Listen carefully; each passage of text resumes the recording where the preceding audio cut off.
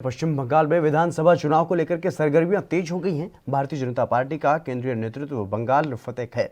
इस बीच तृणमूल कांग्रेस की अध्यक्ष और मुख्यमंत्री ममता बनर्जी के राजनीतिक सलाहकार प्रशांत किशोर ने ट्वीट करके ये कहा है कि अगर बीजेपी दहाई का आंकड़ा भी पार करती है तो मैं ट्विटर छोड़ दूंगा। वहीं प्रशांत किशोर की चुनौती को स्वीकार करते हुए बीजेपी ने जवाब में एक ट्वीट किया है। बीजेपी के महासचिव और पश्चिम बंगाल के प्रभारी कैलाश विजयवर्गीय ने ट्वीट में यह कहा है कि पश्चिम बंगाल में बीजेपी की जो सुनामी चल रही है, सरकार बनने के बाद इस देश को एक चुनावी रणनीतिकार होना पड़ेगा। बता दें कि प्रशांत किशोर इससे पहले जेडीयू नेता नीतीश कुमार के रणनीतिकार रहे हैं, लेकिन पिछले साल पार्टी नेताओं से मनमुटाव के बाद उन्होंने जेडीयू को छोड़ दिया था और टीएमसी का साथ पकड़ लिया था। ममता बनर्जी ने पश्चिम बंगाल चुनाव जीतने के लिए प्रशांत किशोर के साथ एग्रीमेंट साइन किया है और इसके बाद से वो खुलकर बीजेपी पर राजनीतिक बयानबाजी भी कर रहे हैं। उनकी इस दखलंदाजी पर पार्टी के कई नेता आपत्ति जता करके ममता से नाता भी तोड़ चुके हैं।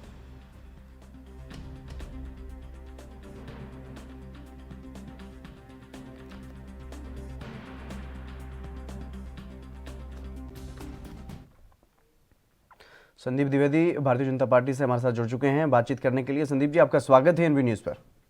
जी धन्यवाद। जी संदीप जी, जिस तरीके से एक चुनावी रणनीतिकार हैं प्रशांत जी, और उन्होंने आप ट्वीट करके यह कहा है कि दहाई का आंकड़ा पार करने के लिए भी बीजेपी को संघर्ष करना पड़ेगा। ऐसे में क्या कुछ स्थिति देख रहे हैं आप, जिस तरीके से जो रैलियों में जनसैलाब देखने को मिल रहा है या फिर जो भी स्थिति वहां पर बन रही है, उसके बारे में क्या कुछ विचार हैं आप? देखिए, मैं पहली चीज तो आपको ये बता दूं कि प्रशांत किशोर जी को जिस तरीके से हम कहते हैं कि एक रणनीतिकार हैं जी, कहीं ना कहीं 2014 के इलेक्शन के बाद जिस तरीके से उन्होंने दूसरी पार्टियों की रणनीति बनाई है, पूरे देश ने देखा कि किस तरीके से उनकी रणनीति धराशायी हुई है।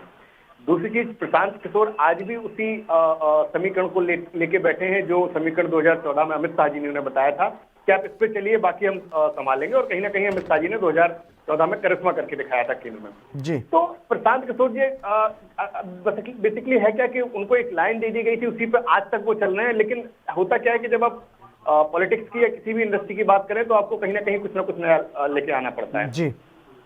आज जो इन्होंने कमेंट किया है वो कहीं ना कहीं इनके जो रणनीतिकार होने का एक उनके ऊपर टैग लगा हुआ है, उस पर धब्बे की तरह है। और ये मैं नहीं कह रहा हूँ जी, ये चुनाव परिणाम आने के बाद सब कुछ साफ हो जाएगा। संदीप जी, इस मुद्दे पर और भी चर्चा करेंगे। संदीप जी, बिल्कुल इस मुद्दे पर और भी चर्चा करेंगे, लेकिन फिलहाल वक्त एक छोटे से ब्रेक के बाद जल्द हाजिर होंगे।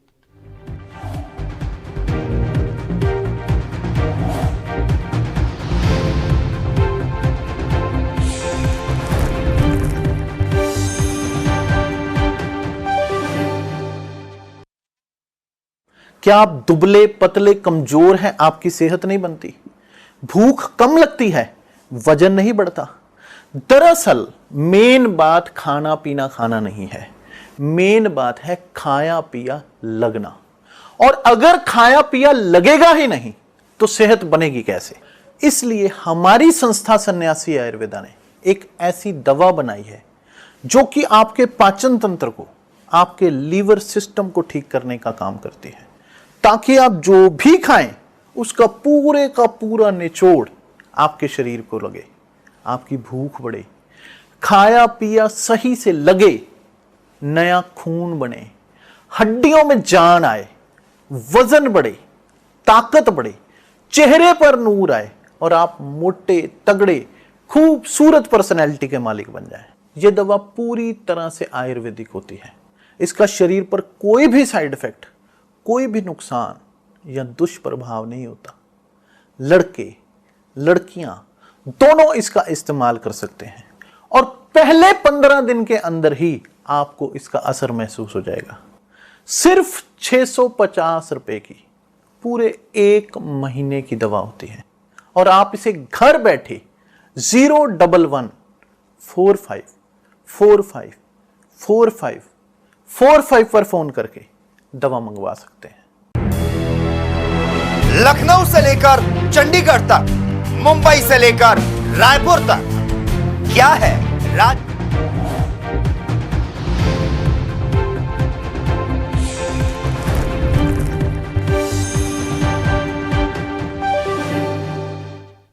ब्रेक के बाद एक बार फिर से आप सभी का स्वागत है। हम चर्चा कर रहे थे पश्चिम बंगाल में जिस तरीके से चुनावी रणनीतिकार प्रशांत किशोर ने ये जो ट्वीट किया है, उसके बाद अब चर्चा जो है वो शुरू हो गई है उनके ट्वीट को लेकर के कि बंगाल में अब बीजेपी को और भी ज्यादा संघर्ष जो है वो करना पड़ेगा। ऐसे में संदीप जी हमारे साथ भारतीय जनता पार्टी से जुड़े हुए हैं। संदीप जी, जिस तरीके से आप कह रहे थे कि जो चुनावी रणनीतिकार का जो उन्हें टैग मिला हुआ है प्रशांत किशोर को, तो अब उनके नाम पर ये एक धब्बा है, ये जो ट्वीट किया है, ये आप अभी कैसे कह सकते हैं, क्योंकि अभी फैसला पश्चिम बंगाल की जनता को सुनाया जाना है?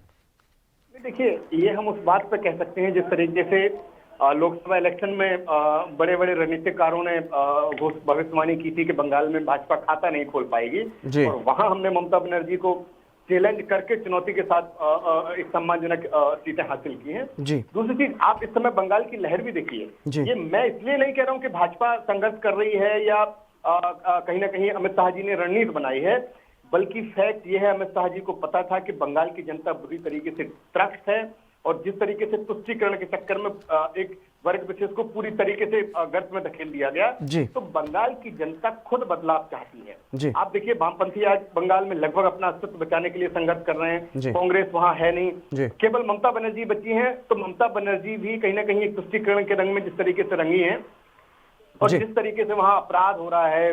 जी संदीप जी, इस बीच मेरे साथ अरविंद जयतिलक जी जुड़ गए हैं, राजनीतिक विश्लेषक हैं। अरविंद जी, आपका स्वागत है एनबी न्यूज पर। जी धन्यवाद। जी अरविंद जी, किस तरीके से देखते हैं इस ट्वीट को जो प्रशांत किशोर ने आज किया है कि बंगाल में बीजेपी को संघर्ष करना पड़ेगा दहाई के आंकड़े के लिए भी? हितेंद्र जी, देखिए, राजनीति में धारणाओं का बड़ा विशेष महत्व होता है जी। अब चूंकि चुनाव सिर पर है, तो दोनों राजनीतिक दलों द्वारा कोशिश हो रही है कि जनता के बीच किस तरह संदेश दिया जाए कि नहीं उन्हीं की लहर बह रही है जी। तो स्वाभाविक रूप से जो भारतीय जनता पार्टी जो है रोड शो के जरिए, रैलियों के जरिए संदेश दे रही है, वहीं जो है ममता बनर्जी यानी प्रशांत किशोर जो उनके रणनीतिकार है, कहीं ना कहीं ये दिखाने की कोशिश कर रहे हैं अपने ट्वीट के जरिए कि भारतीय जनता पार्टी जो है कि जो लड़ाई जो है पूरी तरह से मीडिया की लड़ाई है, और मीडिया के जरिए जो है वह अपने जीत का जो है मुनादी पीट रही है, और जमीन पर कहीं ना कहीं जो है वो तृणमूल कांग्रेस की लहर है और उनकी पार्टी जीतेगी। कहने का तात्पर्य उनका यही है।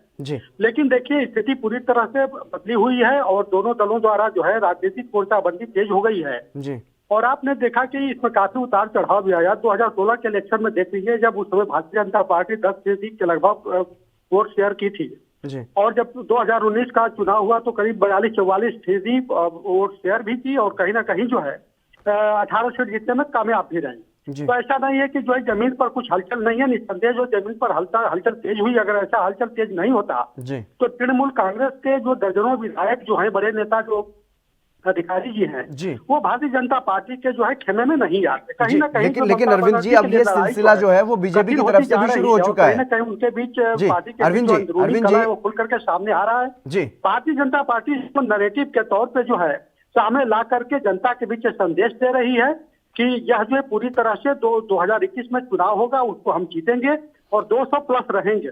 इसी का जो है काज के लिए जो है प्रशांत किशोर की टिप्पणी आई है, उसको उसी संदर्भ में देखा जाना चाहिए। जी अरविंद जी, मेरा सवाल ये है, क्योंकि अब ये जो सिलसिला जो टीएमसी की तरफ से शुरू हुआ था अमित शाह के दौरे के साथ साथ, अब वो सिलसिला बीजेपी की तरफ से भी शुरू हो चुका है। बीजेपी के कुछ नेता भी अब टीएमसी में जाने शुरू हो गए हैं, तो ऐसे में ये भी कहा जा सकता है कि अब जो बगावत है वो बीजेपी में शुरू हो जाएगी, क्योंकि जो नेता जिन पर वार किया करते थे बीजेपी के कार्यकर्ता और नेता, अब वो बीजेपी में ही शामिल हो रहे हैं। देखिए, राजनीति में एक वक्त था जबकि राजनीतिक दल अपने सिद्धांत कार्यक्रम प्रशिक्षण के जरिए जो अपने कार्यकर्ताओं को तैयार करते थे, उन्हीं में से लोगों को जो चुनाव लड़ाते थे। आज की तारीख में परिस्थितियां पूरी तरह बदल गई है। ना सिद्धांत कार्यक्रम प्रशिक्षण कहीं किसी भी राजनीतिक दल का नहीं चल रहा है। कहीं ना कहीं जो जिताऊ प्रत्याशी हैं, जो चाहे वो भुजाओं के बल पर चुनाव जीते या धनबल के बल पर जीते, उन्हीं को जो है स्वीकार किया जा रहा है। जी संदीप जी, रूप से देखिए 294 सीट जो है वहां पे पश्चिम बंगाल में, अगर जिस राजनीतिक दल को अगर दूसरे के जिताऊ प्रत्याशी मिलेंगे और उसके कार्यकर्ता जिनको टिकट नहीं मिलेगा तो पाला बदलेंगे। तो स्वाभाविक रूप से भाजपा के कुछ जो नेता हैं वो जाएंगे टीएमसी में, टीएमसी के कुछ नेता आएंगे, उनको जहां लगेगा कि नहीं चुनाव जीतने की स्थिति में है वो पाला बदलेंगे। तो अब ये पूरी तरह से जब तक चुनाव हो नहीं जाता है, टिकट का वितरण हो नहीं जाता, तब तक ये सिलसिला थमने वाला नहीं है, और कुछ इसी तरह के नारे गढ़े जाएंगे, कुछ इस तरह की बाजीगरी दिखाई जाएगी कि नहीं हम चुनाव जीत रहे हैं। जी बिल्कुल। संदीप जी, ऐसी कौन सी साबुन है आपके पास जो भी जिसको पहले दागी बता रहे होते हैं, अगर वो पार्टी में शामिल हो जाएं तो वो एकदम पवित्र हो जाते हैं? ऐसा आरोप लगाया गया है। सौमित्र खान बीजेपी के सांसद हैं, उनकी पत्नी आज ही टीएमसी में शामिल हुई है, उन्होंने ये आरोप लगाया।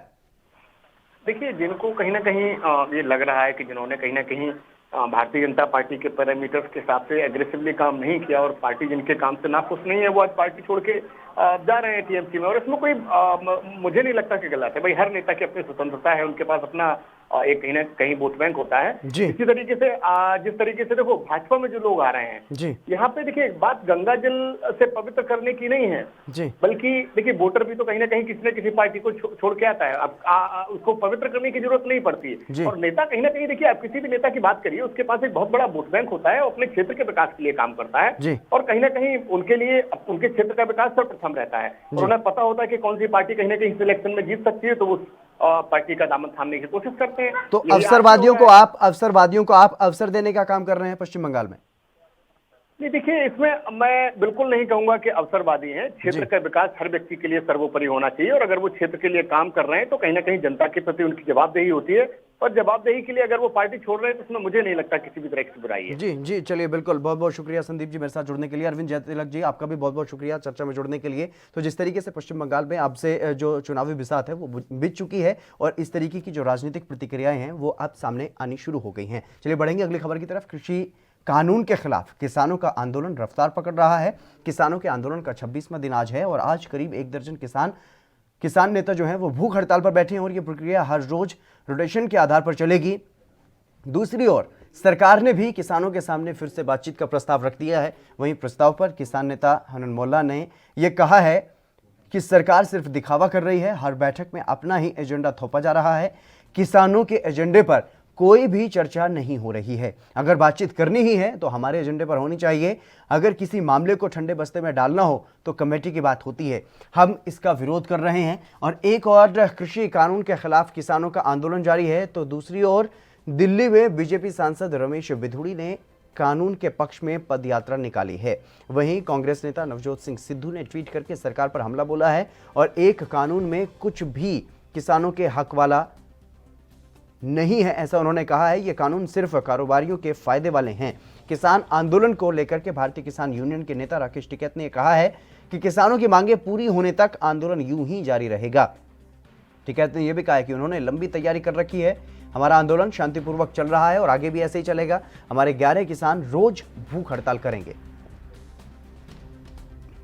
और उसको कंटिन्यू करेंगे 24 घंटे टू 24 घंटे ऐसे उसको जोड़ेंगे। जितनी भी यहाँ पे जत्थेबंदी चारों तरफ जो दिल्ली के हैं वो करेगी, एक उससे जुड़ावपूर्ण रूप से महसूस होगा।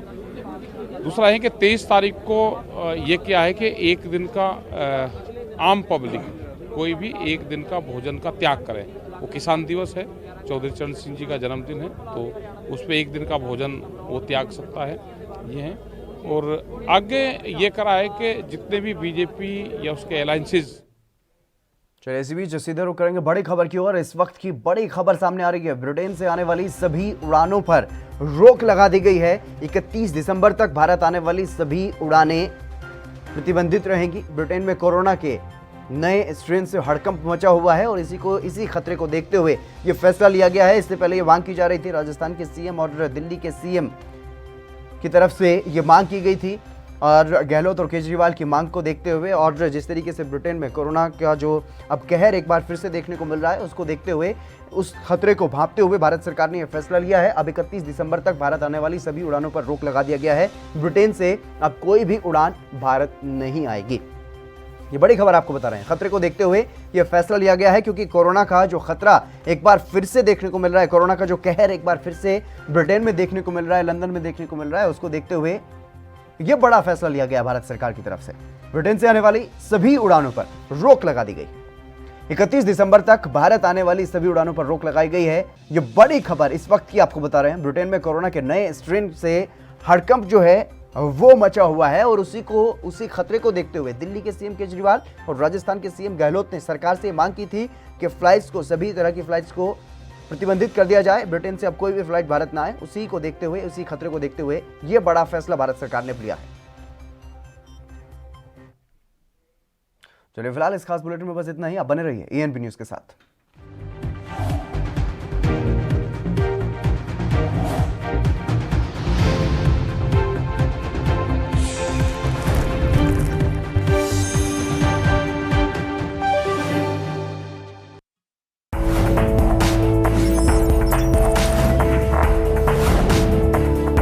ब्रेक और ज्यादा खबरों के साथ देखिए ANP न्यूज इन चैनल।